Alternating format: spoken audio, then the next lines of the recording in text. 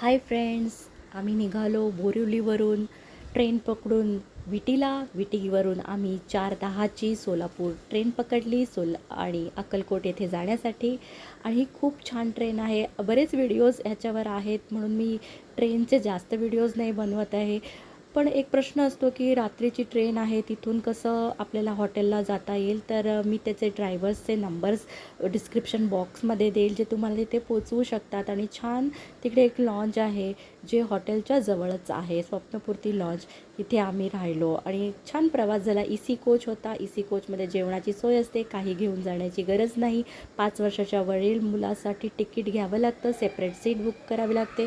11 पावणे 11च्या दरम्यान ती तुम्हाला सोलापूरला पोचवते. आणि अशा प्रकारे आम्ही स्वप्नपूर्ती लॉन्चला पोचलो, जिथे आम्ही राहिलो आणि स्वामींच्या दर्शनासाठी दुसऱ्या दिवशी सकाळी छान तयार करून होऊन आम्ही निघालो. वटवृक्ष मंदिर आहे जे मेन इथे स्वामी बसायचे, तिथे दर्शन घेतलं. इतर जी आजूबाजूची मंदिरं आहेत त्यांचंही छान दर्शन झालं आम्हाला. आणि तिथे छान दर्शनानंतर आम्ही फोटो काढले बऱ्याच ठिकाणी. अक्कलकोट पॅलेस पाहिला. इथे खूप सारे शस्त्र, बंदुका, तलवारी ह्याचं साठ्याचं एक म्युझियम आहे. मुलांना ते फार आवडेल आणि जरूर जा तुम्ही. इथे 6 वाजता हे बंद होते. 6 नंतर आम्ही दुसऱ्या इतर छोट्या देवळांमध्ये गेलो. तिथे स्वामींचे समाधीस्थान आहे, तिथेही आम्ही दर्शन घेतलं. अनयने फार भक्तिभावाने नमस्कार केला आणि त्यालाही थोडी देव आणि ह्याची फार आवड आहे. स्वप्नपूर्ती लॉन्चमध्ये आम्ही जाण्याआधी इथे स्वामींच्या इथे आम्ही प्रसादाचा लाभ घेतला. जेवणाचा तिकडेच आमचं जेवण झालं. इतर फोटोही काढले छोट्या गार्डनमध्ये.